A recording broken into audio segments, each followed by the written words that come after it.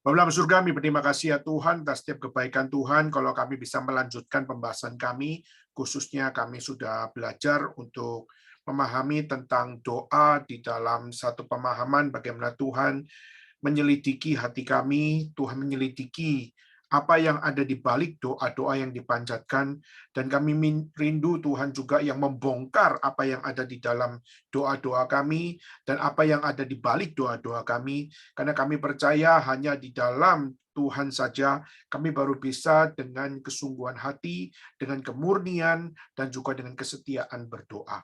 Mohon Tuhan campur tangan di dalam setiap apa yang akan kami bahas di dalam lanjutan pada hari ini, di mana kami akan bicara tentang revive me, O Lord.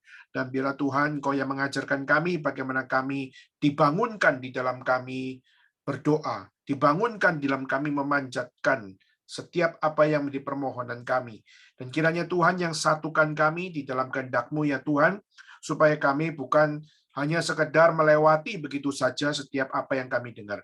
Tapi kami rindu Roh-Mu yang kudus membuat kami sadar bahwa di dalam-Mu saja doa kami haruslah adalah doa yang mengalami kebangunan, mengalami kebangkitan, dan mengalami transformasi di dalam Engkau. Inilah permohonan kami ya Tuhan, dan kami mohon biarlah Tuhan yang senantiasa memimpin jalannya akan pemberitaan firman Tuhan pada hari ini. Sekali lagi berikan hikmat kepada hamba-Mu di dalam menyampaikan kebenaran firman. Dalam Yesus Kristus kami berdoa dan kami bersyukur kepada Tuhan. Amin. Baik, saudara sekalian, kita akan sama-sama masuk di dalam pembahasan kita pada hari ini, yaitu kita akan membahas tentang revive us, O Lord, yaitu adalah bangkitkan kami ya Tuhan, atau bangunkan kami ya Tuhan. Dan saudara sekalian, di dalam pembahasan kita sudah membahas bahwa Alkitab mengajarkan kepada setiap orang percaya untuk tetaplah berdoa. Itu adalah satu ayat yang ada di dalam 1 Tesalonika pasal 5 ayat 17. Maka tetaplah berdoa, berarti doa itu penting. Kedua, bukan sekedar doa itu penting, tapi doa harus secara continuous harus dilakukan oleh setiap orang percaya. Maka menghentikan kehidupan berdoa itu adalah sesuatu yang tidak memperkenan hati Tuhan. Maka malas berdoa itu adalah dosa di mata Tuhan. Jadi ini adalah sesuatu yang very clear bahwa orang percaya harus tetap berdoa, menganggap penting berdoa, harus melakukan doa, dan memiliki kesungguhan, memiliki ketekunan, dan memiliki keberanian untuk terus berdoa. Namun, kita melihat fakta yang terjadi, kemalasan berdoa itu terjadi. Nah, saudara, malas berdoa itu adalah dosa. Nah, itulah yang terjadi, saudara, di dalam kehidupan kita, yaitu adalah ironis, yaitu banyak dari kita orang percaya sendiri, kita tidak sadar bahwa malas itu berdosa. Malas berdoa itu berdosa. Nah, seringkali kita anggap bahwa doa itu hanyalah menyampaikan isi hati kita kepada Tuhan. Tapi saudara, kita justru harus belajar bagaimana tetaplah berdoa di situ, berarti secara continuous kita harus untuk memaintain prayer life kita kepada Tuhan, dan kita memaintain bagaimana kita sepatutnya memiliki sebuah attitude yang benar di hadapan Tuhan, yaitu sebagai orang percaya kita bergantung kepada Tuhan. Nah, tapi kita tahu faktanya, yaitu adalah kemalasan kita di dalam berdoa itu menjadi sesuatu fakta yang kita tidak bisa pungkiri. Itu adalah membuat kita semakin menjauh daripada Tuhan. Oleh karena itu, saudara, orang percaya memerlukan kebangunan rohani yang sejati, khususnya dalam kehidupan berdoa, saudara. Nah, hari ini kita mau belajar dari seorang nabi yang namanya Nehemia. Nah, saudara, yang menjadi menarik adalah Nehemia bukan pendeta. Ya, Nehemia itu bukan seorang rasul atau seorang nabi yang betul-betul dipilih untuk menjadi nabi. Kita melihat Nehemia itu adalah seorang awam dia. Jadi dia bukanlah seorang yang dilahirkan dari keturunan Lewi, tidak. Dia bukan dari keturunan imam, tidak. Dia bukan pendeta, bukan. Ya, jadi dia adalah seorang awam. Dan dia juga bukan rasul, dia bukan nabi, tapi dia adalah seorang yang bekerja di dalam pekerjaan yang sekuler, yaitu dia menjadi juru minuman di dalam kerajaan Persia, yang sekarang kalau kerajaan Persia itu sekarang adalah Iran. Tetapi kita tahu bahwa kenapa kita bisa mengkaitkan Nehemia menjadi nabi adalah karena Tuhan mempercayakan firman kepada dia. Tetapi secara jabatan dia bukan nabi. Namun kita melihat di dalam perjanjian lama, kita memanggil dia adalah Nabi Nehemia adalah karena dia yang dipakai Tuhan untuk menyampaikan firman atau menyampaikan kebenaran dan menyampaikan akan apa yang Tuhan mau kita sama-sama dengar. Nah, tapi concern saya adalah Nehemia bukan pendeta, dia bukan imam, tapi dia peduli untuk berdoa. Dia bukanlah rasul, dia bukanlah nabi, tapi dia peduli untuk berdoa. Nah, saudara, ini menunjukkan satu hal, yaitu jangan kira bahwa orang yang berdoa itu haruslah adalah orang yang dikatakan sebagai pendeta, atau haruslah adalah mereka yang menerima panggilan khusus menjadi rasul atau menjadi nabi, maka dia harus berdoa. Kalau kita cuma orang awam, maka kita tidak perlu rajin-rajin berdoa. Kita kalau misalnya bolong-bolong 1 kali, 2 kali, itu adalah fine. Seringkali kita anggap itu adalah sebuah excuse. Kita anggap itu sesuatu hal yang bisa dipahami, bahwa kami cuma orang awam kok. Maka orang awam doanya bolong-bolong nggak apa-apa. Pergi ke gerejanya bolong-bolong nggak apa-apa. Tidak ikut kebaktian tidak apa-apa. Karena kita cuma orang awam. Surah Alkitab justru menunjukkan kepada kita banyak orang-orang awam yang dipakai Tuhan. Misalnya kita melihat siapakah Nehemia. Nehemia adalah orang awam. Nanti kalau sudah melihat siapakah juga Yusuf. Yusuf juga orang awam. Kita melihat Daniel. Daniel orang awam. Nah, sudah kalau kita melihat juga ada orang-orang seperti Epafroditus. Dia juga orang awam. Kita juga melihat bagaimana orang-orang yang ada dalam kitab suci, rata-rata mereka adalah orang-orang awam yang dipakai Tuhan. Jadi saudara, kita melihat ini adalah satu pembelajaran yang kita mau sama-sama mau belajar, khususnya kita mau belajar dari the prayer of Nehemiah. Kita mau belajar dari doa Nehemia, bagaimana Tuhan memakai dia melalui doanya untuk mengajarkan kepada kita bagaimana memohon kebangunan di dalam berdoa. Nah, saudara, saya ajak kita sama-sama melihat di dalam kitab suci. Ya, mari kita buka di dalam Nehemia. Nehemia pasal yang pertama. Di dalam kitab Nehemia yang pertama. Di dalam kitab Nehemia pertama, mari kita membaca ayat 1 sampai kepada ayat yang ke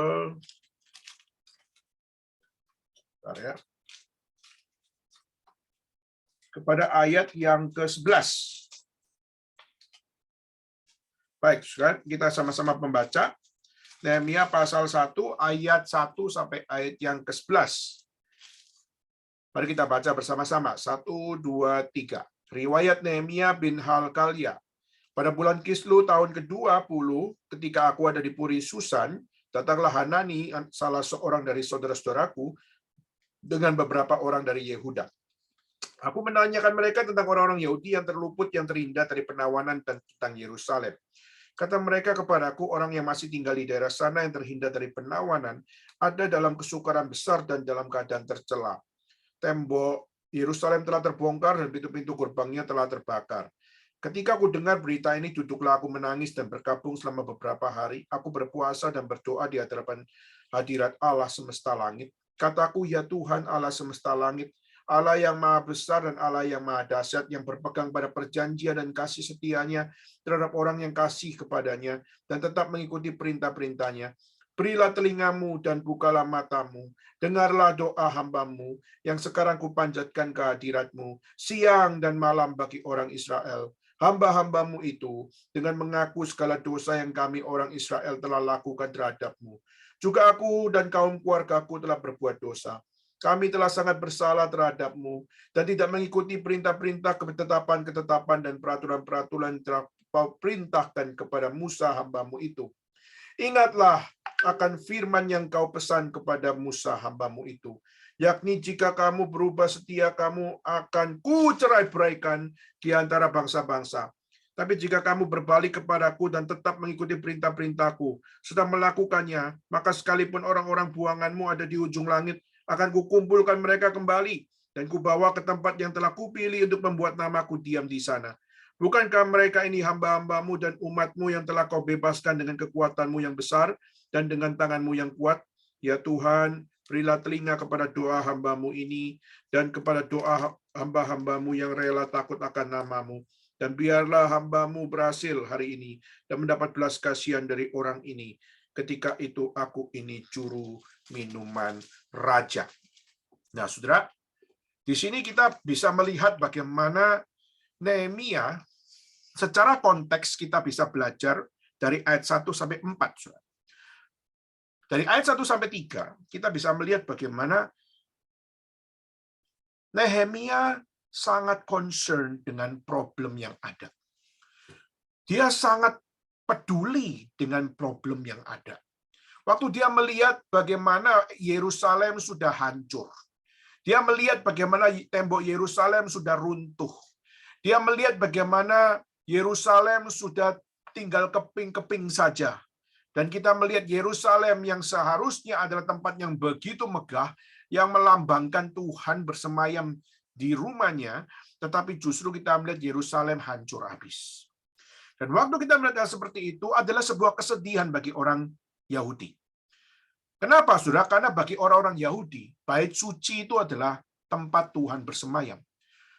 Jadi kalau bait suci hancur, maka di situ menjadi satu lambang yang hilang, yaitu adalah Tuhan tidak ada lagi di situ. Maka kebanggaan daripada orang-orang Yahudi adalah bait suci. Karena di dalam bait suci itu ada tabut Allah. Dan mereka menyimpan tabut Allah itu di dalam bait suci, di mana tabut Allah itu melambangkan Tuhan hadir di situ. Nah, waktu kita melihat bagaimana orang-orang Yahudi sangat peduli dengan Yerusalem karena ada bait suci, karena di dalam bait suci ada tabut Allah yang suci, dan di situ melambangkan persemayaman Tuhan, kehadiran Tuhan di dalam bait suci itu. Maka itulah yang menjadi satu kekuatan bagi orang Yahudi untuk memiliki makna hidup. Jadi kalau kita melihat di dalam sejarah Israel misalnya, kita melihat bagaimana mereka waktu berperang dengan musuh, itu bait Allah itu dijaga habis. Kenapa? Karena tidak boleh dirampas oleh musuh.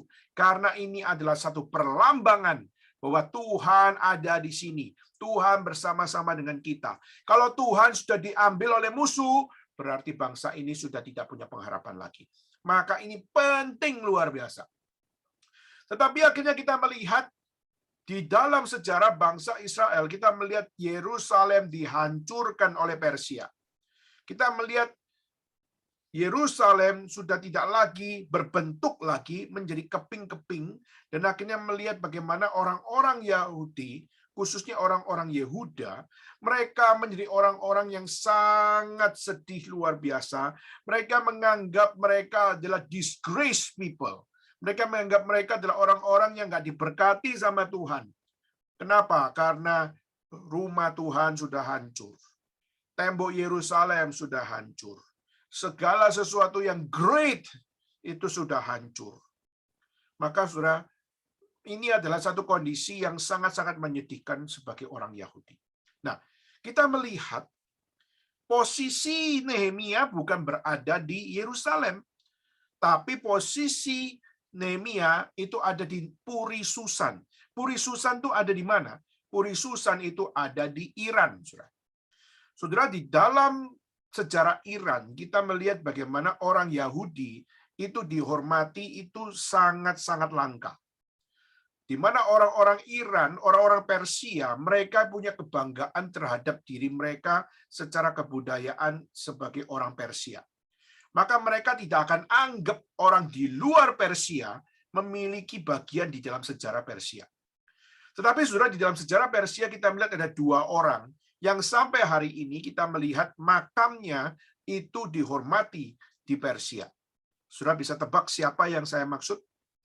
Saudara, ada dua orang, di mana dua orang ini adalah dua orang yang dihormati di dalam kebudayaan Persia sampai pada hari ini, meskipun mereka dua orang ini bukanlah orang Persia.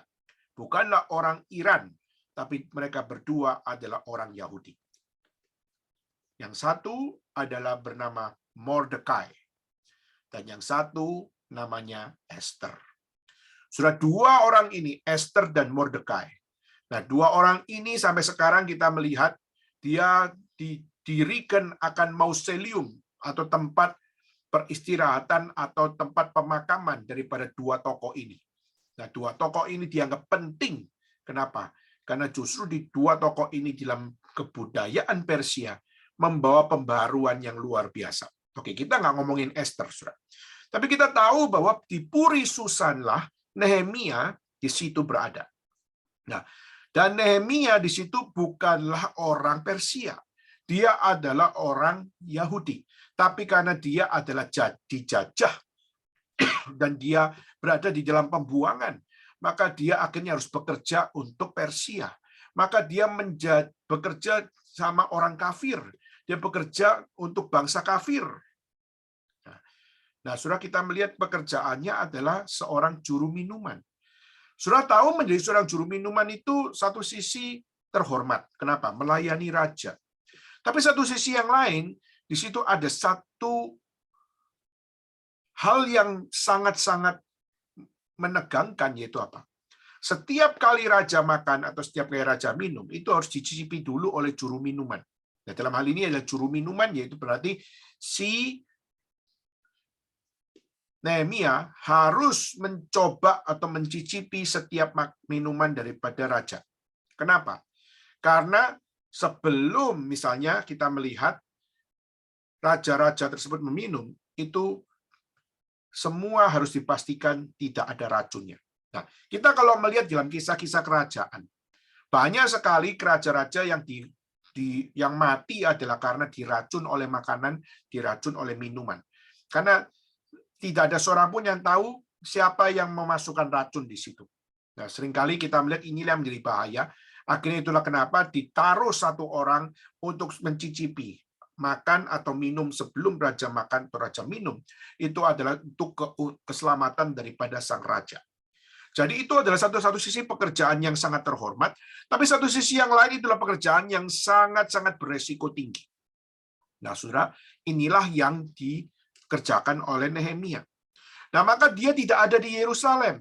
Nah, dia waktu dengar kabar dari Hanani soal orang-orang Israel yang ada di sana, kondisi Yerusalem yang ada di sana, dan bagaimana situasi yang ada di sana, akhirnya kita melihat bagaimana he was greatly concerned about what was happening in Jerusalem.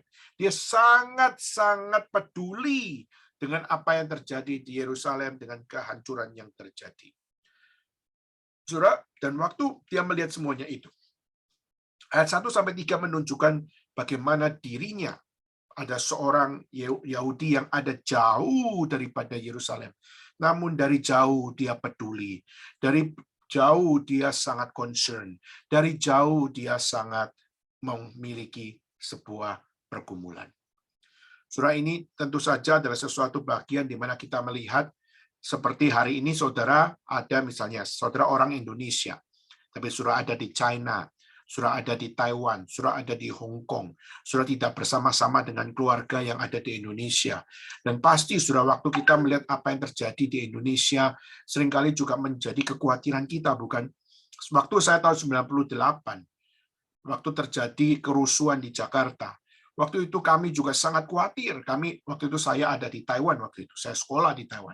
Waktu itu kami khawatir karena dengar kabar begitu banyak tentang kerusuhan yang ada di Jakarta, lalu terdengar kerusuhan terhadap anti-Cina, lalu juga melihat bagaimana banyak toko-toko yang dibakar, banyak barang-barang yang dijarah, lalu kita melihat bagaimana terjadi pemerkosaan dan sebagainya. Saudara, itu menjadi sebuah kekhawatiran. Kami dari jauh, kami dari Taiwan mendengar kabar Jakarta, kami menjadi orang-orang yang pay attention about this.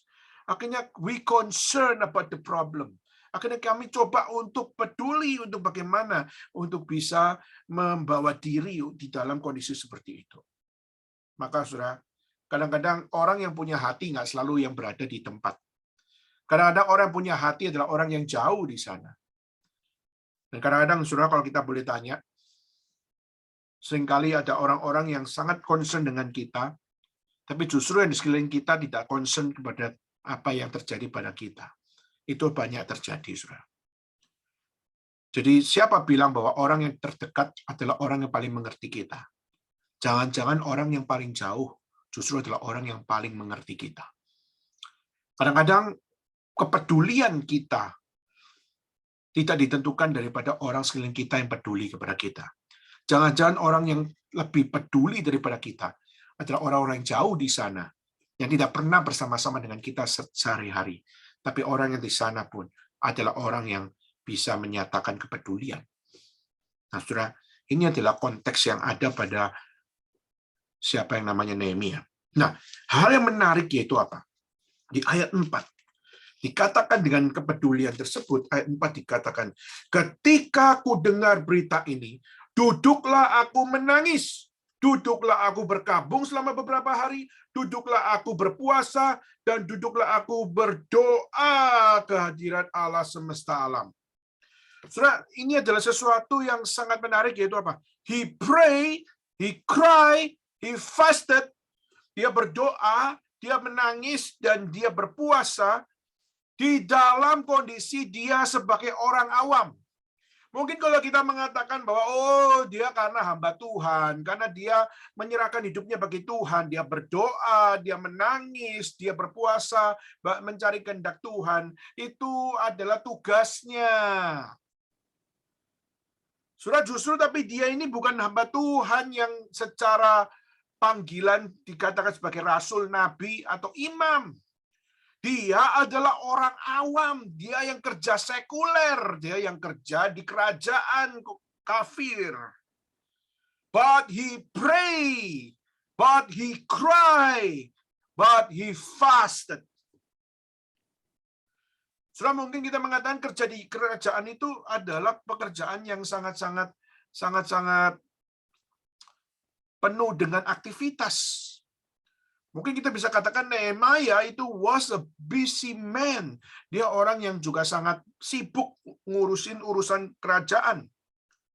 Tapi meskipun dia sibuk, meskipun dikatakan a busy man, but he pray, but he cry, but he fasted.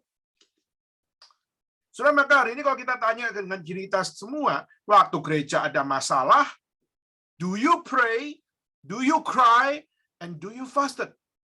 Pada saat ada hamba Tuhan jatuh di dalam dosa, do you pray, do you cry, and do you fasted? Waktu sesama jemaat mengalami konflik, do you pray, do you cry, and do you fasted? Dan waktu keluarga kita mengalami segala satu kondisi yang sangat tidak aman, do you pray, do you cry, do you fasted? Saudara, seringkali kita lebih memiliki keaktifan itu bukan berdoa, saudara. Seringkali kita nggak punya keaktifan untuk bagaimana kita menangisi kondisi di dalam iman kepercayaan kepada Tuhan. Seringkali kita tidak berpuasa untuk orang lain. Kalau untuk orang lain kita seringkalinya apa? Seringkali kita itu make a gossip. Kita bikin gosip tentang orang lain. Paling pinter. Tapi untuk bikin gosip terhadap diri sendiri, enggak. Kita pinter berdoa untuk diri kita sendiri. Kita mungkin pinter untuk menangisi diri kita sendiri. Bahkan untuk kita berpuasa untuk diri kita sendiri, kita rela.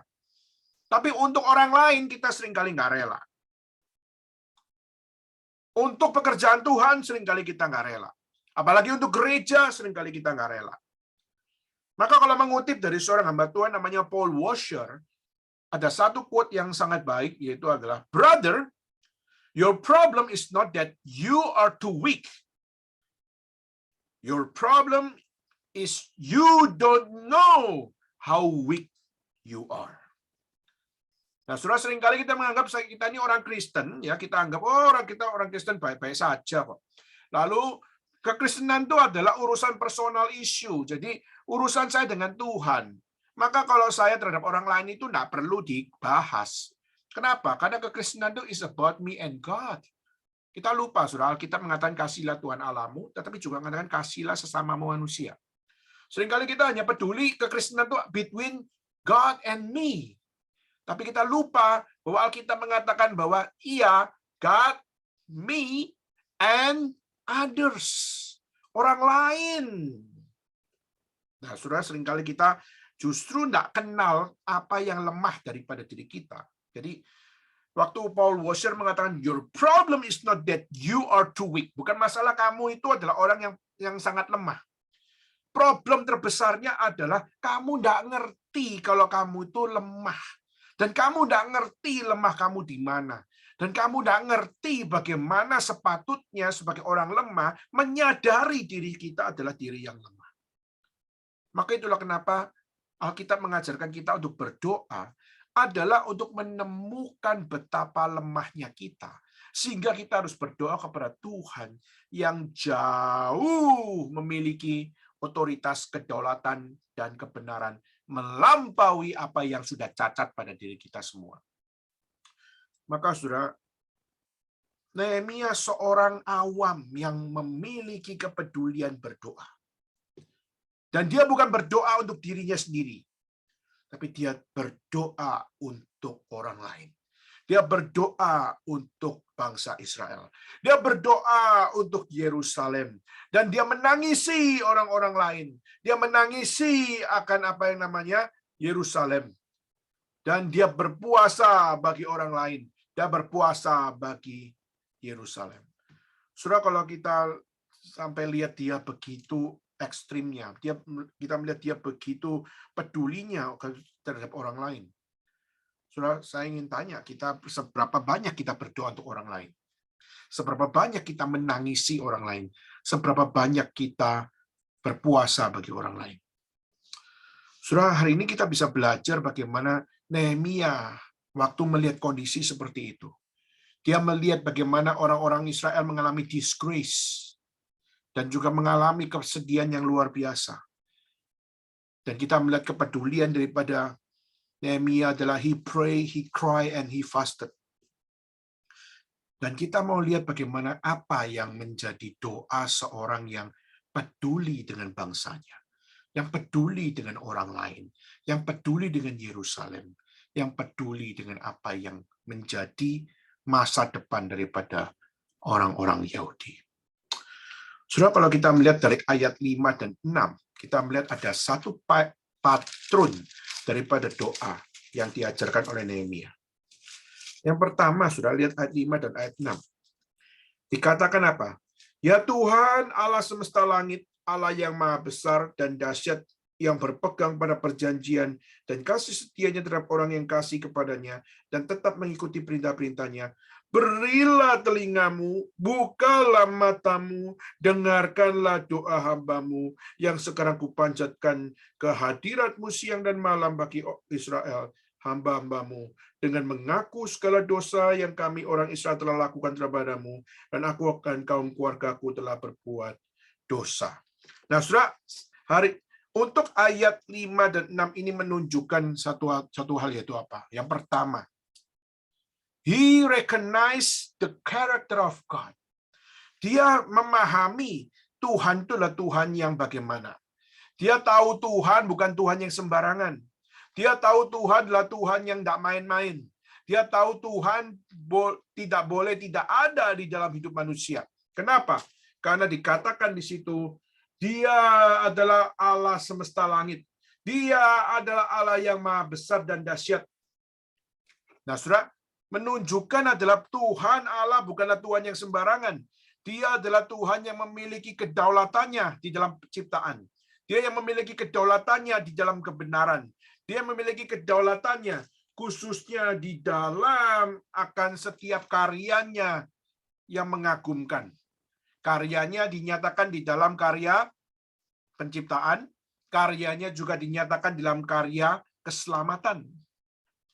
Nah, saudara, maka dia waktu berdoa, dia memanggil Tuhan di dalam doktrin Allah yang benar. Dia memanggil Tuhan di dalam doktrin yang tepat. Dia memanggil Tuhan dengan posisi yang tepat. Maka dia tidak kurang ajar sama Tuhan, dia tidak kurang ajar terhadap Allah, dia tidak kurang ajar secara etika kepada Sang Pencipta. Nah, saudara, inilah yang menjadi sesuatu yang seringkali kita melihat kabur di dalam konsep orang-orang khususnya di dalam dunia barat. Saudara, kalau kita melihat orang di dunia timur, mereka masih sangat menjunjung tinggi, memanggil nama Tuhan. Memanggil nama Tuhan harus benar, bersikap harus benar, dan bagaimana memposisikan diri dengan benar. Orang timur jauh punya etika lebih tinggi daripada orang barat. Maka kalau kita lihat misalnya sekarang, orang-orang barat berani memanggil papanya, berani memanggil mamanya, itu dengan panggilan nama.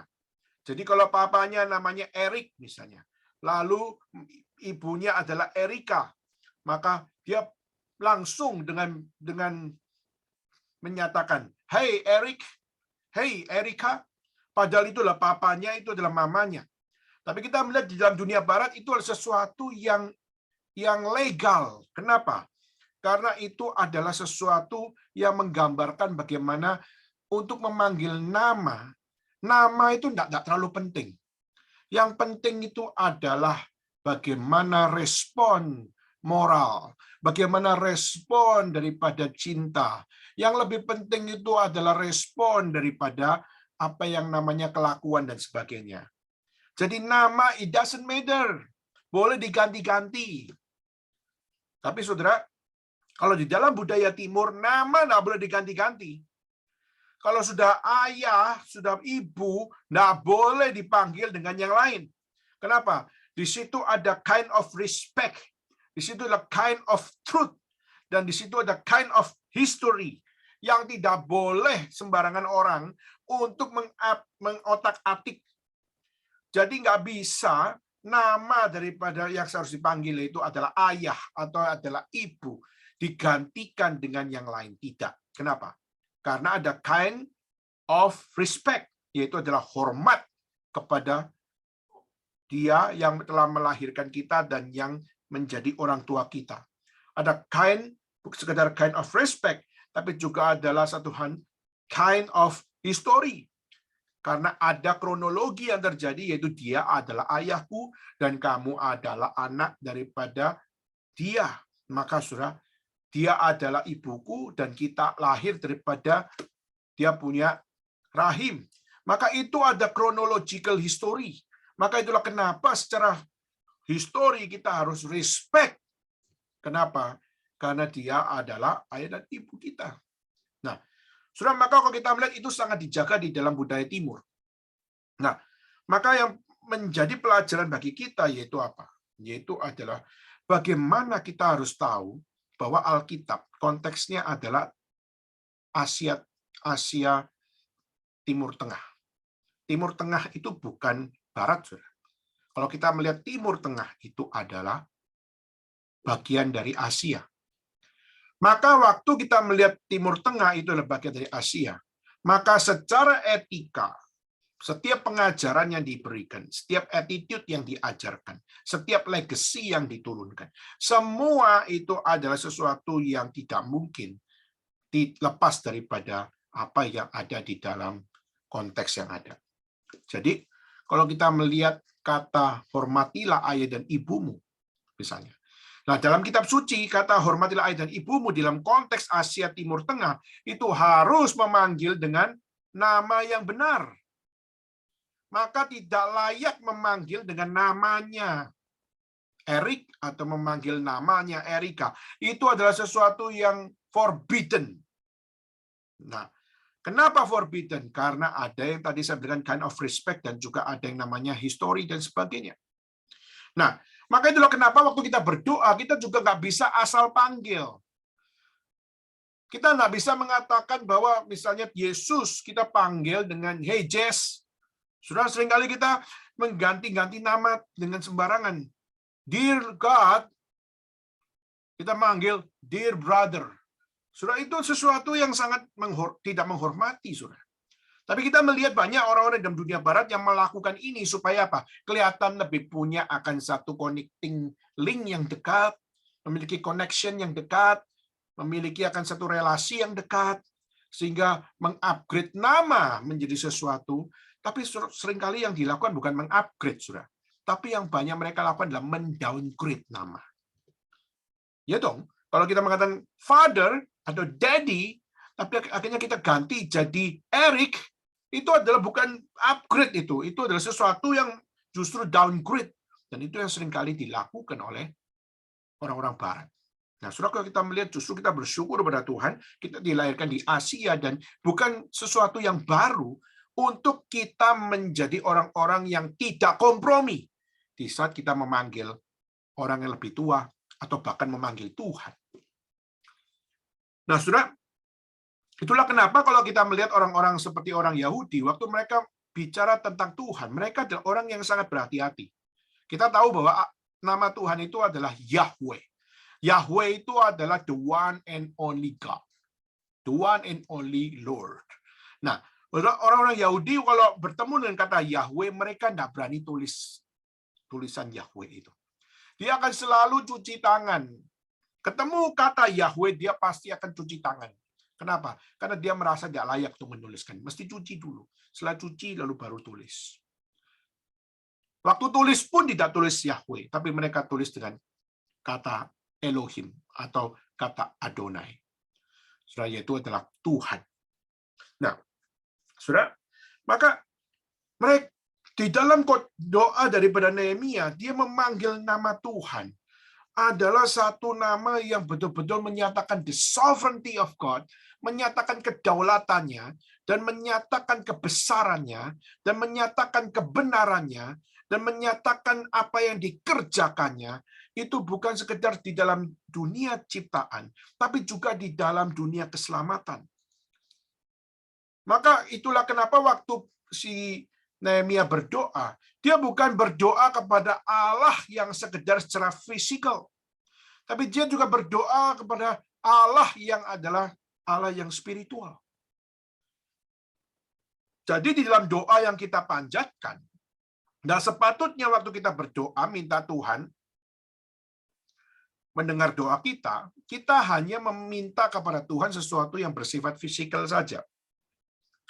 Tapi kita juga belajar meminta something spiritual.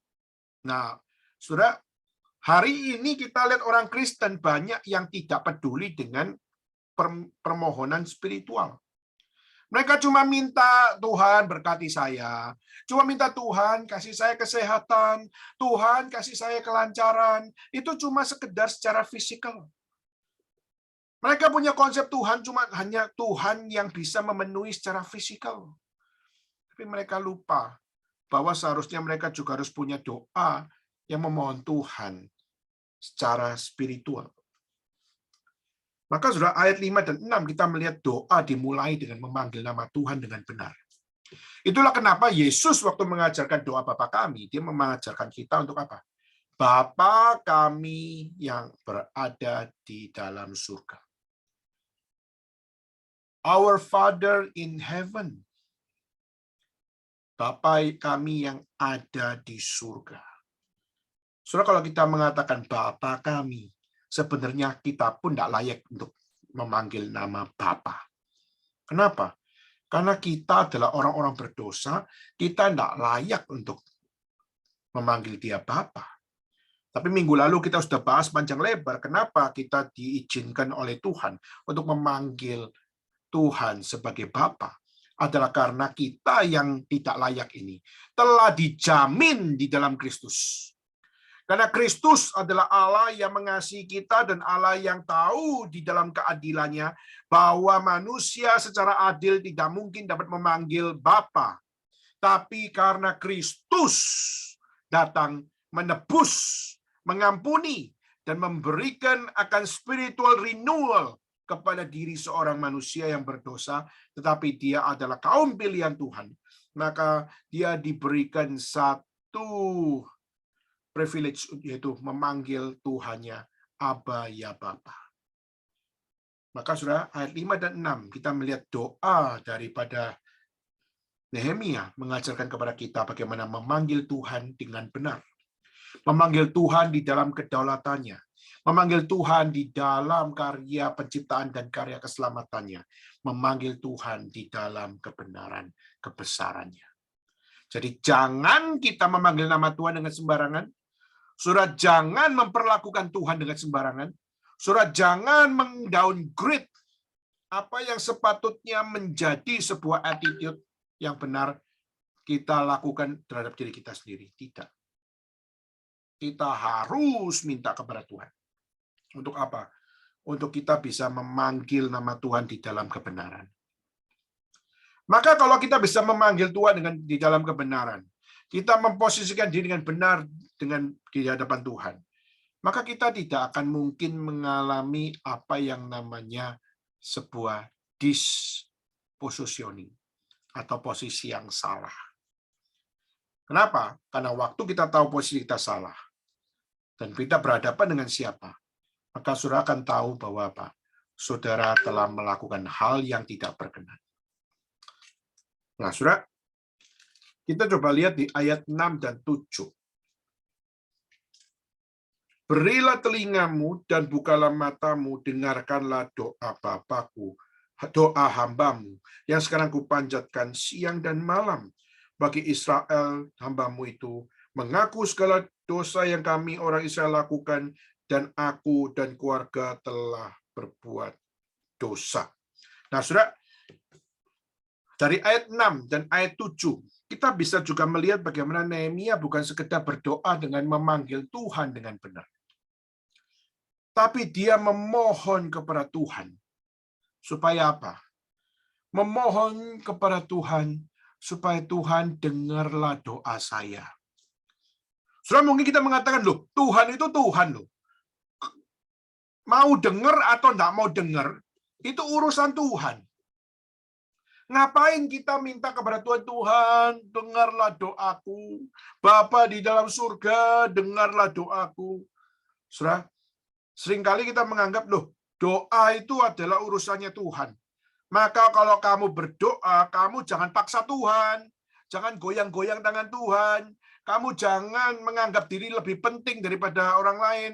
Sehingga Tuhan, kamu nggak kasih kesempatan untuk mendengar apa istilah itu, tidak dengar doamu, harus dengar doamu, seakan-akan kamu Tuhan. Seringkali kita menganggap bahwa apa? Seringkali kita menganggap bahwa oh itu yang menjadi problemnya. Saudara, kita melihat Nehemia bukan maksud kurang ajar. Ya. Kita melihat bagaimana yang dimaksud oleh siapa yang namanya Nehemia adalah apa? Yang dimaksud oleh Nehemia adalah bagaimana dia memohon kepada Tuhan karena ada pertama adalah urgency. Ada satu hal yang penting yaitu adalah urgency. Saudara, sebelum saya akan lanjutkan, ya saya minta waktu sebentar. Saya akan pasang untuk baterai yang ada pada laptop saya karena baterainya habis. Jadi saya minta waktu sebentar untuk saya pasang baterai. Bentar ya.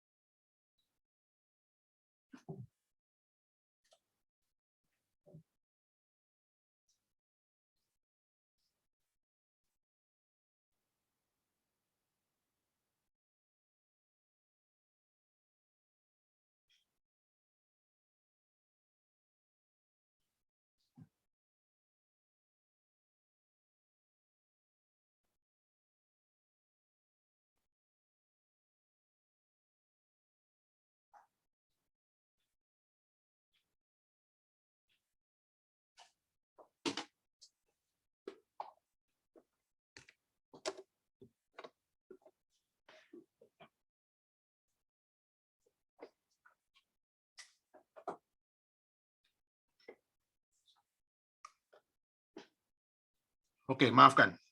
Baik, saudara, saya kembali. Jadi ayat 6 dan ayat 7 mengajak kita untuk melihat bagaimana Nehemia waktu dia minta dengarlah doaku. Waktu meminta kepada Tuhan, berilah telingamu, bukalah matamu, dan juga dengarlah doa hambamu. Saudara, di sini dia bukan memaksa Tuhan. Tapi justru semua ini adalah satu doa yang full of urgent. Ada satu urgensi yang ada, meminta kepada Tuhan, bahwa ini adalah sesuatu yang nggak bisa ditunda-tunda. Satu doa yang secara immediately dipanjatkan kepada Tuhan. Yang secara konsep waktu, ini sesuatu yang sangat-sangat terdesak. Maka dia memohon kepada Tuhan. Dia berdoa kepada Tuhan. Supaya Tuhan dengarlah, bukalah matamu, bukalah telingamu, dan dengarlah doaku. Sudah. Di sini ada satu urgensi. Tapi satu sisi urgensi ini bukan urgensi yang kurang ajar. Kenapa? Karena dia di dalam konsepnya, dia tahu bahwa apa? Dia tahu bahwa dia adalah orang berdosa. Bangsanya juga adalah bangsa yang berdosa. Jadi bukan urgensi yang ngawur, bukan urgensi yang ngaco, yang mengatakan, Tuhan, lu mesti dengar gua. Gua punya request. You must to give the answer to me. Saudara, bukan memaksa Tuhan, tetapi justru di sini urgensi karena mereka sadar siapa mereka. Jadi ada urgensi untuk menyatakan, Tuhan, kami cuma orang berdosa. Bangsaku adalah bangsa yang berdosa. Kami telah memberontak padamu. Kami telah melakukan hal yang fatal kepadamu. Maka secara urgent, I pray to you. Secara urgent, aku tidak punya jalan lain. Secara urgent, aku hanya berdoa kepadamu karena Engkaulah satu-satunya Allah. Satu-satunya bisa menjawab doa, satu-satunya bisa menyatakan doa yang benar, semua itu hanya di dalam pimpinan Tuhan saja. Jadi, saudara, kebangunan di dalam doa itu dapat menjadi sesuatu yang penting adalah pertama, di saat kita melihat Nehemia mengajarkan memanggil Tuhan dengan benar, memposisikan diri dengan benar, dan menyatakan doa kita kepada Tuhan dengan benar. Itu pertama. Kedua adalah bagaimana meminta kepada Tuhan with urgency bahwa engkau adalah sinful man, engkau berada dalam sinful people, dan engkau adalah orang-orang yang membutuhkan Tuhan. Dan saudara, bukan cuma urgency di situ. Tapi kalau kita melihat apa yang dilakukan oleh siapa namanya Nehemia adalah he pray day and night. Dia berdoa siang sampai malam. Ada intensity di situ. Selain ada yang namanya urgency di situ, ada yang namanya intensity, intensitas. Dia berdoa terus-menerus. Dia repeatedly dia berdoa kepada Tuhan. Dan bahkan menurut catatan dia berdoa itu selama 3 bulan terus-menerus. Dan saudara, doa dari Nehemia bukan sekedar ada urgency di situ, bukan sekedar intensity di situ, tapi juga di situ ada namanya honesty. Di situ ada satu kejujuran. Kejujuran bahwa apa? Bahwa kami orang yang berdosa, dan aku berdoa kepadamu all and night, dan I am honest to you. Bahwa apa? Mereka membutuhkan pertobatan. Mereka membutuhkan perubahan. Mereka membutuhkan akan kebangunan. Mereka membutuhkan kebangkitan. Dan hanya Tuhan yang bisa kasih. Maka kebangunan, kebangkitan itu hanya bisa terjadi waktu mereka jujur kepada Tuhan, jujur pada diri mereka sendiri, dan jujur kepada orang lain, bahwa mereka adalah orang berdosa. Mereka harus bertobat. Dan mereka harus mengalami transformasi dari Tuhan, harus mengalami renewal daripada Tuhan, harus mengalami revival daripada Tuhan. Tanpa Tuhan, there is no revival, there is no renewal, and there is no transformation. Nah, maka saudara Nehemia waktu memohon with urgency bahwa Tuhan, Engkau adalah Allah yang besar. Tapi Engkau juga tahu bahwa kami adalah orang yang sudah jatuh dalam dosa. Dan juga aku berdoa kepadamu pagi sampai malam. Dan aku berdoa dengan satu kesadaran kepadamu, kepadaku, dan kepada orang lain. Bahwa aku orang berdosa, maka aku hanya bisa dapat bertobat padamu. Aku hanya bisa minta Tuhan pengampunan. Karena tanpa pertobatan dan pengampunan yang diberikan oleh Tuhan, saya tidak mungkin bisa menjadi orang yang mengalami kebangunan, pembaruan, dan mengalami kebangkitan. Nah, saudara, itu sesuatu yang penting luar biasa di dalam kita semua hari ini. Hari ini kalau saudara mau mengalami kebangunan, mau mengalami kebangkitan di dalam doa kita, saudara, seperti minggu lalu adalah saudara harus berdoa minta Tuhan, break me, oh Lord. Hancurkan kami ya Tuhan.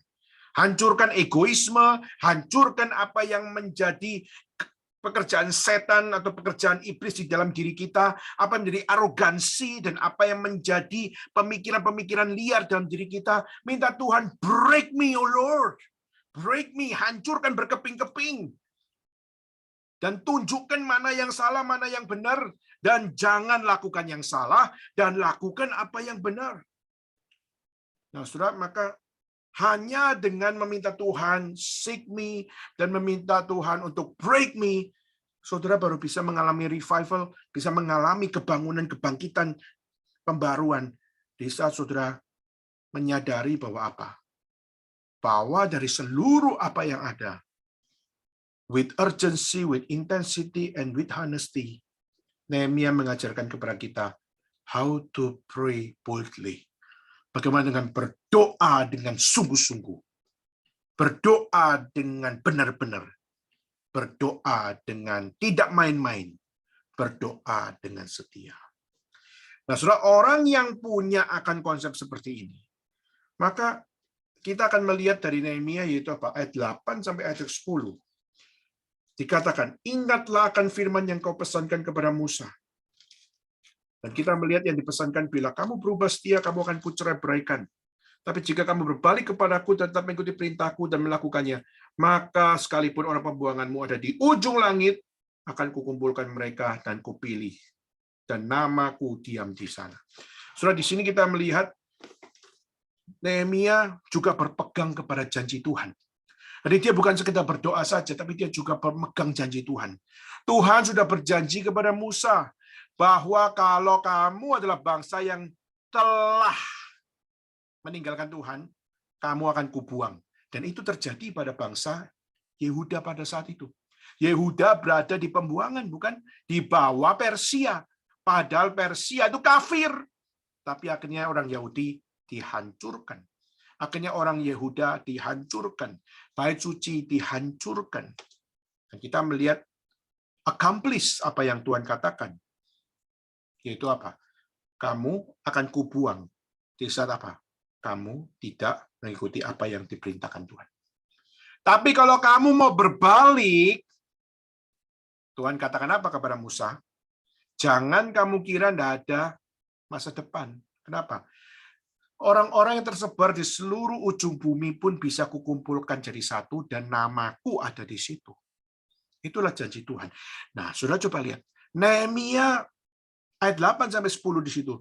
Dia memiliki confidence di dalam Tuhan untuk apa? Memegang janji Tuhan. Dia bilang, kalau Tuhan kami berbalik padamu, maka kami adalah orang-orang yang akan melihat bagaimana Tuhan adalah Tuhan yang mengasihi kami, dan Tuhanlah yang akan membawa kami kembali bersatu, dan Tuhan yang make it possible untuk apa? Namaku ada di sini. Aku beserta dengan kamu. Dan aku memimpin hidup kamu. Saudara, hari ini banyak orang yang sudah berdosa, orang yang sudah mengalami sebuah downgrade di dalam iman mereka. Akhirnya mereka mengatakan, Tuhan, tidak mungkin sayang aku lah. Aku brengsek seperti ini. Oh Tuhan, tidak mungkin lah aku mengalami revival, mengalami awakening, mengalami kebangkitan, mengalami kebangunan, mengalami pembaruan. Aku sudah terlalu jijik sama diri gue sendiri. Aku sudah menjadi orang yang sangat-sangat tidak mungkin bisa Tuhan berkati lagi. Nah, seringkali kita melihat diri kita sendiri, kita sudah jijik, sehingga akhirnya apa? Kita mengatakan, tidak mungkinlah Tuhan selamatin. Tidak mungkinlah masuk surga. Tidak mungkinlah doaku didengar sama Tuhan. Saudara, kalau kita melihat apa yang dilakukan oleh Nehemia, Nehemia juga sadar bahwa dirinya berdosa. Dia juga tahu bahwa nggak mungkin dia tuh bisa didengar sama Tuhan kalau bukan Tuhan yang berjanji kepada dia. Saudara, kita melihat dia bisa punya confidence untuk memegang janji Tuhan karena Tuhan berfirman, kalau kamu tidak setia pada Tuhan, maka kamu akan dicerai-beraikan. Tapi kalau kamu mau berbalik kepada Tuhan, maka dari ujung bumi pun akan dapat kusatukan dan aku berserta dengan kamu. Itu janji Tuhan. Itu adalah covenantal promise. Dan Tuhan memakai akan Nehemia untuk apa? Memegang kembali apa yang menjadi covenantal promise ini. Atau janji covenant yang Tuhan berikan kepada bangsa Israel. Saudara, hari ini kita mari bertanya. Hari ini, kalau kita baca diri kita, siapa sih yang bisa berkata saya adalah orang yang sempurna? Saya yakin dan percaya kita berkata, saya tidak sempurna. Saya jatuh bangun. Saya banyak melakukan dosa. Saya bahkan jijik sama diri saya sendiri. Kenapa? Karena saya melakukan banyak hal itu aja, dan itu menjatuhkan namaku, menjatuhkan nama Tuhan, dan menjatuhkan nama orang-orang percaya. Nah, mungkin aku bisa berdoa lagi sama Tuhan. Aku kalau mau jujur, aku akan berkata bahwa Tuhan buang saya lah. Saya tidak layak masuk surga. We don't have any confidence like Nehemiah. Kenapa? Karena kita tidak memegang janji Tuhan. Nah, Tuhan mengatakan janji apa kepada kita? Saudara, janji Tuhan kepada kita yaitu apa? Yaitu adalah Yesus Kristus. Dia adalah jalan, kebenaran, dan hidup. Dan Tuhan mengatakan, tidak ada seorang pun yang sampai kepada Bapa jika tidak melalui aku. Nah, Tuhan mengatakan, akulah jalan, akulah kebenaran, dan akulah hidup yang kekal itu. Pertanyaannya, do you receive Christ or not?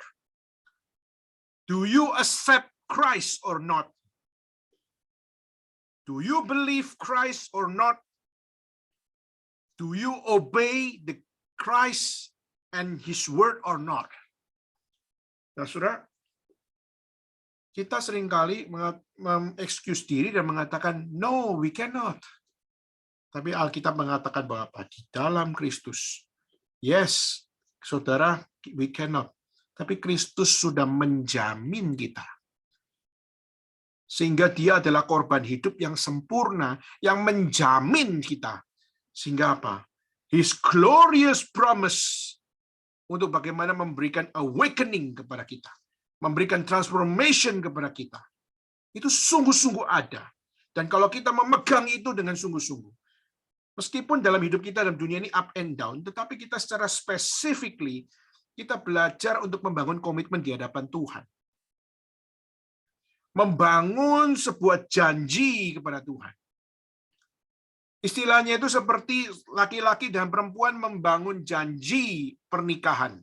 Di mana maut yang memisahkan dan tidak ada yang namanya satu hal selingkuh, tidak boleh ada yang namanya satu pill, satu will, bukan mencari fun, having fun, dan bukan untuk memperalat apa yang namanya komitmen.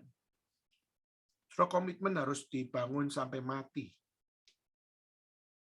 Nah, saudara, kita melihat ayat 10 dan 11, di mana Nehemia, dia waktu berdoa sama Tuhan, dia membangun komitmen itu.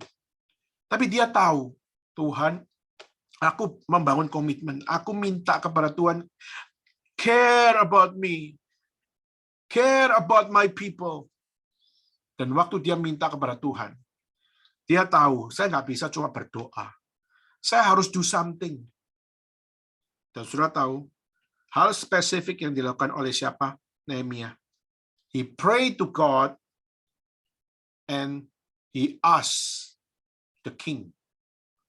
Jadi dia berdoa sama Tuhan, dan waktu itu sampai Raja Persia itu melihat, kamu kenapa kok sedih? Akhirnya dia mengatakan bahwa apa? Aku sedih karena Yerusalem hancur dan sebagainya. Akhirnya sudah, God lead Persia king to give the permission to Nehemia. Sudah kita melihat Tuhan bekerja.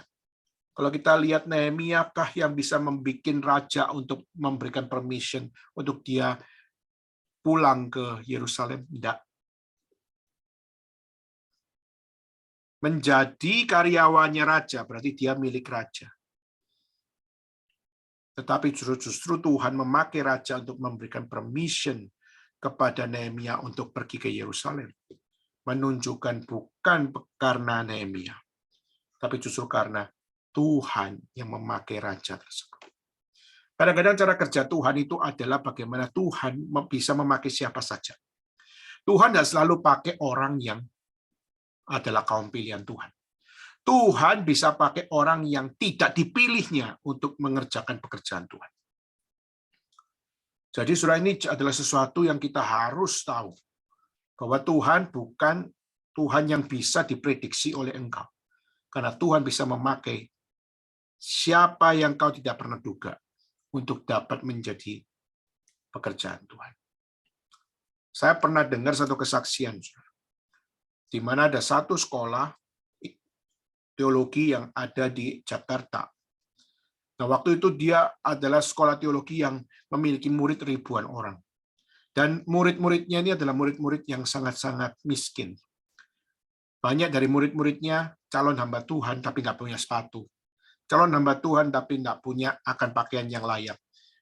Calon hamba Tuhan tapi nggak punya biaya untuk sekolah. Sehingga sekolah teologinya gratis.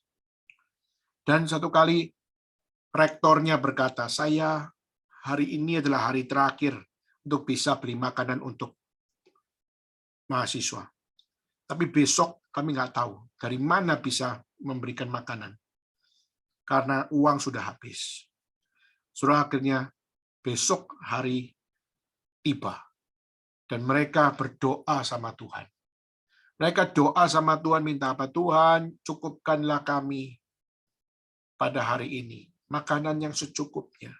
Dan saudara, dapur nggak masak. Nggak ada uang untuk beli makanan. Nggak ada uang untuk beli bahan. Mereka doa. Dan saudara, dan ini true story terjadi, saudara. Yaitu siang-siang, saudara. Waktu mereka berdoa. Tiba-tiba datang satu mobil. Dan mobil itu membawa makanan. Dan mobil itu membawa makanan yang jumlahnya pas untuk mereka. Nah, saudara, akhirnya makanan itu dibagikan. Makanan itu diserahkan. Dan rupanya waktu terima kwitansinya, saudara, kwitansinya adalah diperuntukkan untuk yayasan agama lain. Atau lebih tepatnya yayasan Buddhisme. Jadi ada satu yayasan Buddhisme yang memberikan makanan kepada mereka. Mereka kaget, Tuhan pakai siapa untuk memberikan makanan kepada kami? Tetapi justru akhirnya memberikan makanan adalah dari yayasan Buddhisme yang memberikan makan kepada mereka. Kalau kita tanya, siapa kaum pilihan? Siapa orang bukan kaum pilihan? Kita mengatakan bahwa kami orang pilihan Tuhan. Maka Tuhan apakah selalu memakai orang pilihan? Tuhan punya otoritas, Tuhan punya kedaulatan untuk memakai orang yang tidak dipilih, untuk mengerjakan pekerjaannya. Jadi saudara, kita jangan menjadi orang yang memaksakan, yaitu apa? Tuhan hanya bekerja pada orang yang dipilihnya. Tuhan tidak bekerja memakai orang yang tidak dipilihnya. Itu adalah orang yang membatasi Tuhan. Maka kita melihat, kita kembali. Nehemia mengajarkan kita bagaimana mau memohon kebangunan, mau memohon kebangkitan, mau memohon pembaruan. Saudara, pertama, harus punya konsep Tuhan yang benar. Kedua, harus punya konsep diri yang benar. Ketiga, harus punya akan satu keyakinan bagaimana kita waktu berdoa kepada Tuhan, kita melakukan dengan sungguh-sungguh. Keempat, bagaimana kita harus mengaku dosa, dan kita harus mengaku hanya Tuhan satu-satunya jalan kebenaran. Dan berikutnya, yaitu punya confidence untuk hidup berpegang kepada janji Tuhan. Hidup berpegang kepada glorious promise yang Tuhan nyatakan. Dan bangun komitmen untuk terus berdoa kepada Tuhan, terus percaya kepada Tuhan, dan terus bermohon Tuhan menyatakan kehendak Tuhan di dalam cara dan di dalam kehendaknya. Maka orang yang bisa mengalami semuanya ini adalah orang yang akan terus senantiasa dibersihkan apa yang kotor dari diri kita. Dibersihkan memahami Tuhan dengan lebih benar. Dibersihkan memahami Tuhan dengan lebih tepat. Mengerti setiap pekerjaannya dengan lebih akurat. Maka doa yang seperti ini adalah doa yang membawa kebangunan di dalam hidup orang percaya. Nah, pertanyaannya bagaimana dengan saudara dan saya hari ini? Doamu adalah doa yang membawa kebangunan bagi dirimu atau tidak? Doa yang membawa kebangkitan atau tidak? Doa yang membawa pembaruan atau tidak? Seringkali doa kebangunan itu dinyatakan dengan apa? Apa yang saya minta Tuhan kasih itu adalah kebangunan. Seringkali kebangunan itu dikaitkan dengan waktu saya bisa menjadi anak Tuhan, saya mengalami tanda dari Tuhan. Dan tandanya adalah bahasa roh.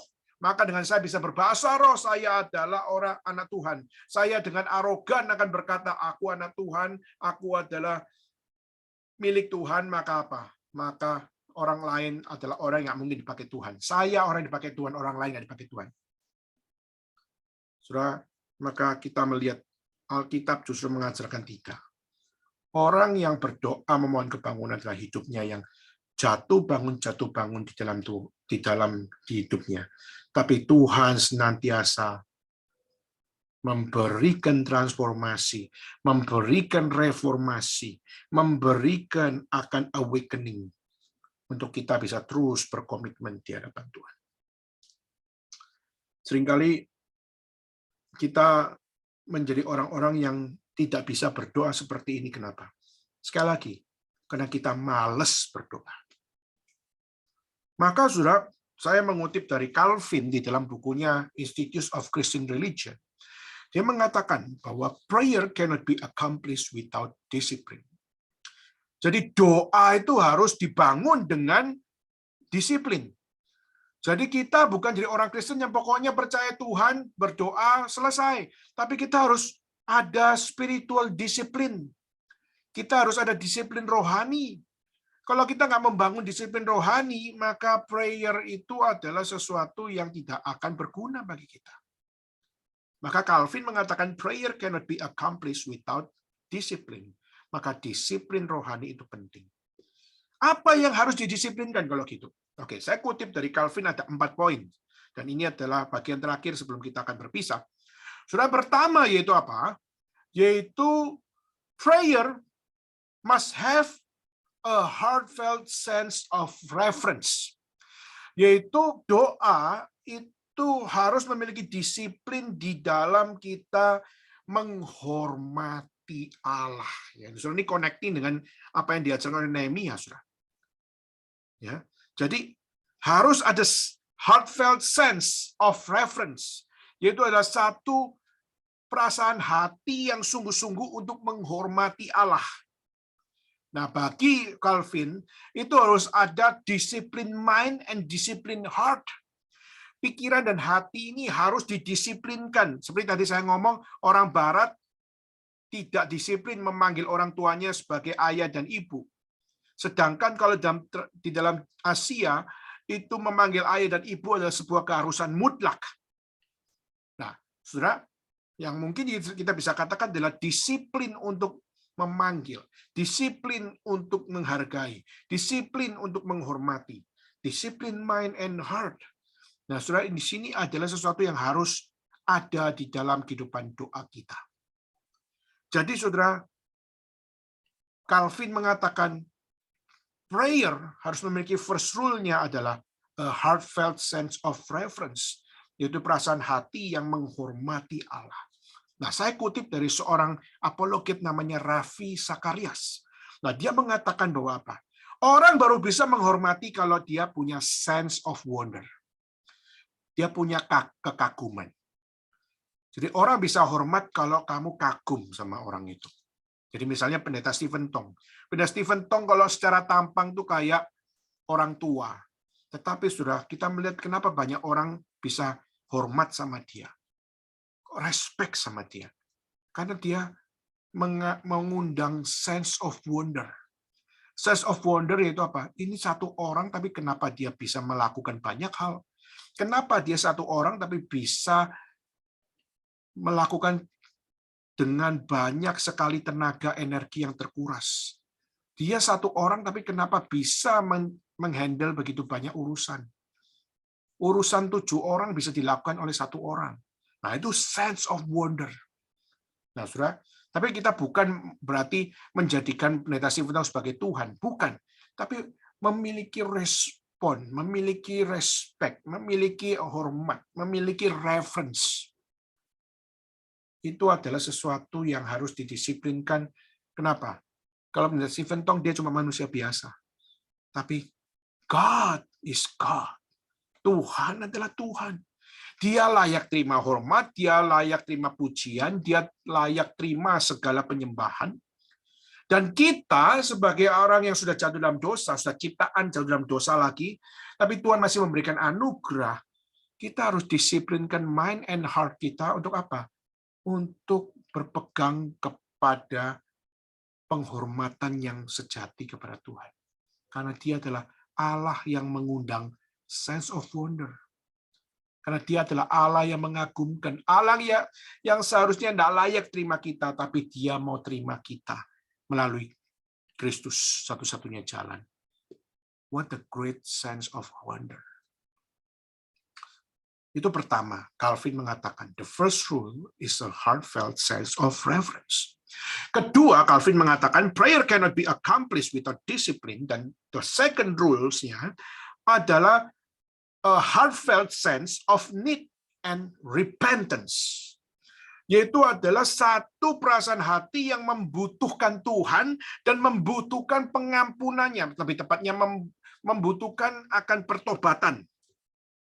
Nah, Calvin mengatakan bahwa untuk di dalam hal ini berdoa itu harus kita memposisikan dengan benar bahwa apa kita ini siapa. Nah, dia mengatakan perlu ada yang namanya satu kesadaran the disposition of beggar, yaitu adalah kesadaran bahwa kita ini cuma pengemis di hadapan Tuhan. Siapa kamu di hadapan Tuhan? Kamu itu cuma pengemis.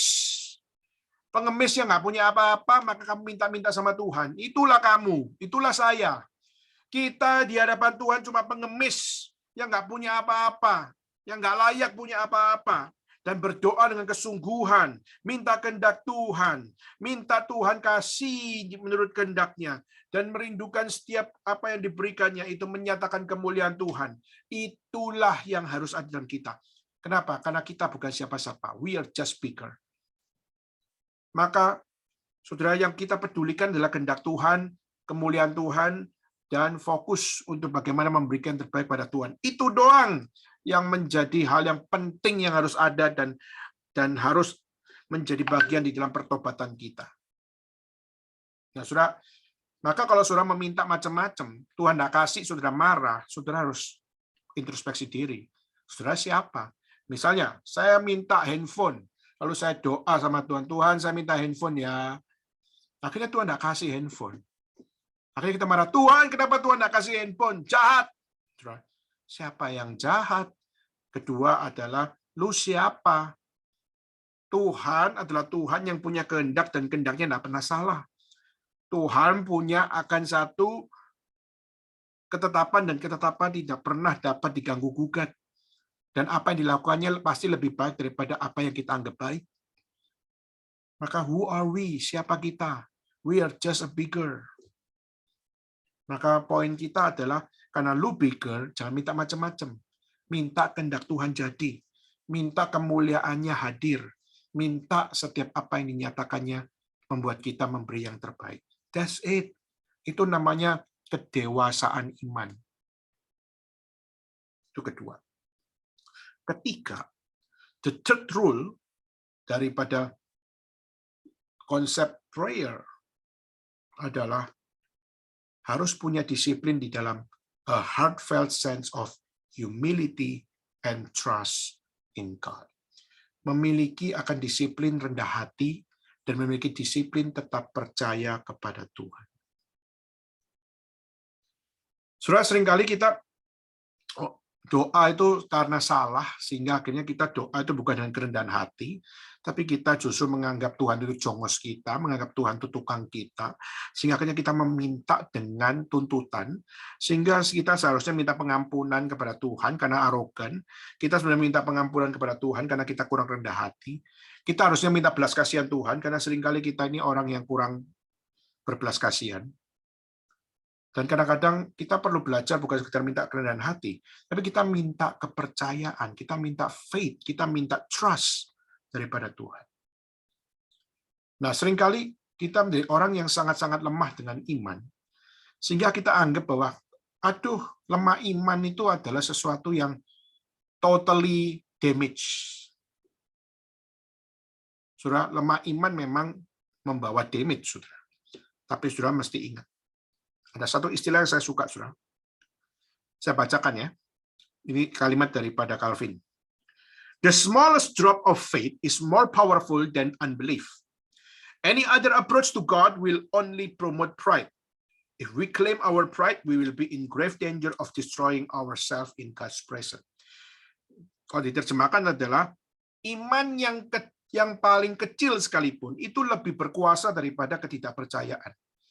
Jika ada tindakan lain kepada Tuhan, tetapi di luar hal itu hanyalah mempromosikan kesombongan. Jadi kalau kita mengklaim kita punya kesombongan, kita akan berada di dalam kebahayaan yang luar biasa, yaitu kita menghancurkan diri kita sendiri di dalam hadirat Tuhan. Jadi saudara, waktu kita mengatakan humility and trust in God, itu ada sesuatu disiplin, itu kita harus memohon ampun kepada Tuhan waktu kita arogan, waktu kita sombong, dan waktu kita tidak benar, tidak dalam posisi yang benar, dan kita mohon kepada Tuhan, trust in Lord faithfully, uprightly. Kita terus meminta kepada Tuhan iman kepercayaan, sekecil biji sesawi sekalipun, itu adalah sesuatu yang more powerful than unbelief. Iman yang kecil sekalipun itu lebih powerful daripada ketidakpercayaan. Maka arogansi yang disadari, meskipun di dalam iman yang kecil sekalipun, itu dapat membawa kita melihat dahsyatnya pekerjaan Tuhan untuk membawa kita melihat kepada pertobatan yang lebih besar. Maka pertama, the first rule is a heartfelt of reverence. Kedua, the second rule is the heartfelt sense of need and repentance. Ketiga, the third rule is a heartfelt sense of humility and trust in God. Dan terakhir, the final rule is to have a heartfelt sense of confident hope, yaitu memiliki pengharapan yang confident. Nah, saudara, confident kalau doa kita itu dijawab sama Tuhan. Saudara, kalau kita tanya hari ini, waktu kita doa, misalnya doa syafaat, saudara menganggap jawaban Tuhan itu perlu nggak? Seringkali kita terlalu cari jalan aman, yaitu apa? Seringkali kita mencari jalan aman, yaitu ya let thy will be done, yaitu adalah kehendak Tuhan terjadilah. Tapi saudara, waktu kita melihat, kita justru harus punya sense of confidence di dalam berpengharapan. Kenapa? Karena justru kita melihat the confidence dari kita itu bukan dari kita. Confidence kita berdoa itu must be comes from the Lord. And the Lord give us the Holy Spirit working in us. Jadi waktu kita berdoa itu kita bukan ngecap, membangun kata-kata lalu kita berdoa. Itu adalah doa yang legalisme.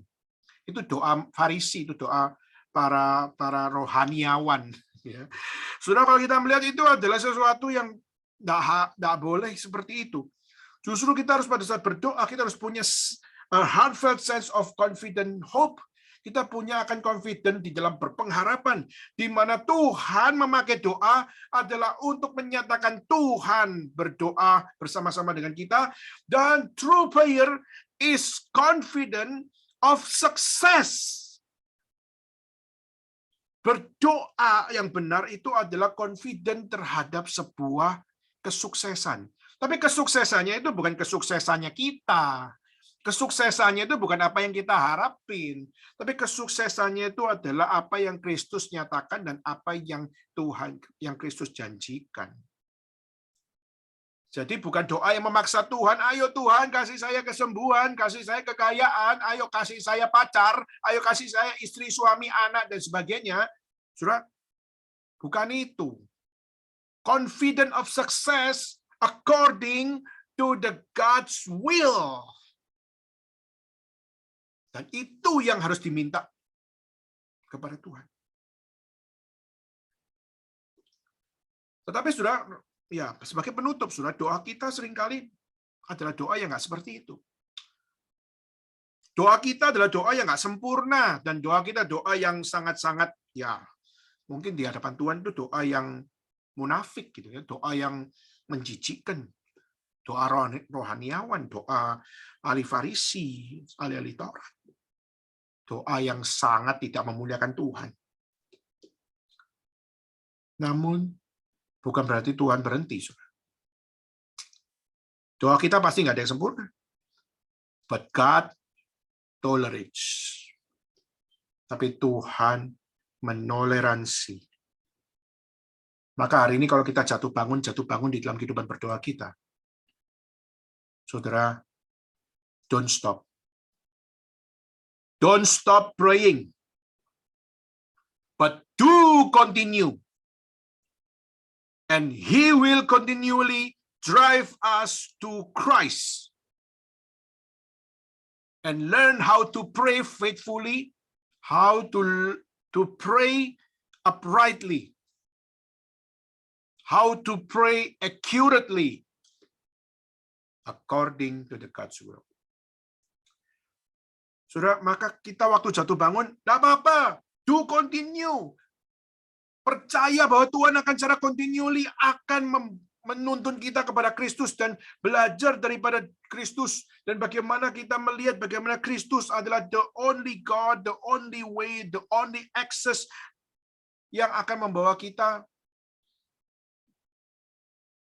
diterima oleh Tuhan, bukan karena hebatnya doa kita. Seringkali kita doa gagap-gagap, seringkali kita doa salah-salah, seringkali kita doa di dalam imperfect. Tetapi di dalam Kristus, Kristus menjaminnya, sehingga akhirnya Kristus di dalam Dia, Tuhan mau dengar doa kita. Kalau dengar doa kita, nggak mungkin Tuhan mau dengar, karena imperfect. Tapi di dalam Kristus Tuhan mau dengar doa kita. Pertanyaannya, do you? Apakah kita berdoa dengan benar? Do you pray in Christ? Apakah kita berdoa di dalam Kristus? Saudara, mari kita minta Tuhan bangunkan setiap kita. Mari kita minta Tuhan revive us untuk berdoa dengan ketekunan, doa dengan kebenaran, doa dengan kesetiaan di dalam Kristus sebagai orang percaya. Jangan malas, jangan banyak alasan, berdoalah senantiasa. Tidak berdoa itu adalah sebuah dosa. Maka mari kita minta Tuhan. Tuhan, ajar aku berdoa dengan setia. Ajar aku dalam kebangunan rohani yang sejati di dalam Kristus. Ajar aku berdoa di dalam pertolongan dan penyertaan Roh-Mu yang kudus. Don't leave me. Come and visit us. Dan biarlah setiap kita bisa mohon kepada Tuhan. Discipline me, O Lord. Disiplinkan saya untuk berdoa. Menghormati-Mu. Membutuhkan-Mu. Bertobat di dalam nama-Mu. Dengan kerendahan hati berdoa padamu. Memiliki iman yang tidak terbatas di dalam diri yang terbatas. Dan memiliki confident hope in Christ yang tidak pernah salah. Dan berdoa memohon God's promises. Thy will be done. Saudara, kiranya Tuhan campur tangan dalam kita, supaya Tuhan senantiasa membangunkan kerohanian kehidupan doa kita. Mari kita minta kepada Tuhan. Saya nggak mau main-main lagi berdoa. Saya nggak mau lagi doa cara kacangan. Saya nggak mau lagi berdoa dengan mentalitas sampah. Meskipun aku tahu bahwa aku adalah seorang beggar, aku seorang pengemis yang nggak punya apa-apa di hadapan Tuhan. But I beg you, Lord, because you are the Lord. You are the sovereign Lord. I'm just a beggar. Give me your grace. Let me understand with sense of humility, with trust, with confident hope. I can pray to you. Maukah saudara berkata, ini saya Tuhan, saya mau dibangunkan. Ini saya Tuhan, saya mau mengalami pembaruan. Tidak mau lagi orang yang membuang kehidupan doa. Tapi mau berkata, ini saya Tuhan, aku mau berdoa. Ini aku Tuhan, aku tidak mau berhenti berdoa. Aku mau senantiasa berdoa kepada. Maukah saudara berkata, ini saya Tuhan? Saudara bukan menjawab saya. Tuhan yang menyatakan campur tangan Tuhan di dalam pribadi-pribadi kita, satu demi satu. Tuhan memberkati kita semua. Mari kita tutup dalam doa.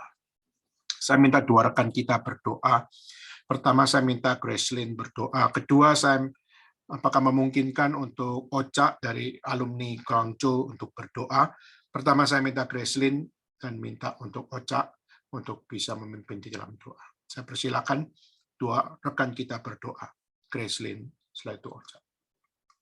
Mari kita bersatu dalam doa. Bapa, kami bersyukur ya Tuhan atas persekutuan dan juga firman yang telah Kau sampaikan kepada kami ya Tuhan. Ampunilah kami ya Tuhan bila kami seringkali dalam kehidupan kami meninggalkan akan kehidupan berdoa kami karena kami merasa bahwa berdoa sudah tidak ada harapan ya Tuhan. Ampunilah kami ya Tuhan. Kiranya Engkau yang kembali revive kami satu persatu agar kiranya ya Tuhan Engkau yang memberikan kami pengharapan yang kokoh di hadapan Engkau, mempunyai suatu hati yang mengenal bahwa kami sungguh-sungguh memerlukan Engkau dalam doa-doa kami ya Tuhan, bahwa kami adalah orang-orang yang sangat berdosa, kami bukanlah siapa-siapa, tapi Engkau Tuhan yang begitu mengasihi kami, begitu beranugerah kepada kami satu persatu, sehingga Engkau yang memperbolehkan kami melalui Anak-Mu yang tunggal untuk datang di hadapan-Mu melalui setiap doa-doa kami. Tuhan, ampunilah kami, Tuhan, kiranya Engkau berbelas kasihan kepada kami, Engkau yang membangkitkan dalam satu persatu, dan juga mempunyai koneksi dan juga relasi yang benar-benar sungguh-sungguh dengan Engkau melalui doa-doa kami. Terima kasih Tuhan atas firman yang telah disampaikan, kiranya Engkau Tuhan yang terus memberkati akan pelayanan Pendeta Daniel dalam setiap firman-Nya, dalam setiap persekutuan di kemudian hari, dan juga setiap pelayanan yang dilakukan, kiranya Engkau terus memberkatinya. Terima kasih Tuhan, di dalam nama Tuhan Yesus kami sudah berdoa dan bersyukur. Amin. Amin. Mari kita bersatu dalam doa. Bapa kami yang berada dalam kerajaan surga, terima kasih Tuhan Yesus atas kesempatan yang sudah Engkau berkati pada kami untuk kami bisa mendengarkan firman-Mu Tuhan. Tuhan, ampuni kami Tuhan kalau seringkali kami malas berdoa Tuhan. Kami kurang disiplin dalam berdoa. Tuhan, Engkau tolong berikan kami kemampuan untuk kami bisa lebih berdisiplin lagi dalam berdoa, benar-benar menyerahkan segala apa yang menjadi pergumulan kami ke dalam tangan-Mu Tuhan. Engkau tolong juga mampukan kami saat kami berdoa, kami juga bisa punya iman dan kami juga bisa percaya bahwa Tuhan mampu menolong kami Tuhan. Kami mau belajar untuk menyerahkan segala pergumulan kami, Engkau tolong ajarkan kami juga supaya kami bisa rendah hati, agar kami juga bisa benar-benar menyadari kami adalah manusia yang berdosa, kami adalah manusia yang terbatas Tuhan. Terima kasih Tuhan Yesus, Tuhan Engkau juga tolong berkati gerejamu di China, Engkau tolong Tuhan supaya gerejamu ini dalam kondisi seperti ini pun juga tetap bisa berkembang Tuhan. Engkau tolong berikan kekuatan bagi teman-teman yang ada di GRI China dan Hong Kong dan Taiwan. Engkau tolong Tuhan supaya mereka juga dalam kondisi seperti ini juga terus bisa bertumbuh dalam imannya, dalam spiritualnya juga Tuhan. Terima kasih Tuhan Yesus, dalam nama Tuhan Yesus kami berdoa dan bersyukur. Amin. Amin. Baik, saudara sekalian, kita akan sama-sama melanjutkan dengan kita bersama-sama menaikkan pujian dan kita menjalankan persembahan. Waktu yang depan saya persilakan untuk Gracelyn untuk memimpin. Thank you.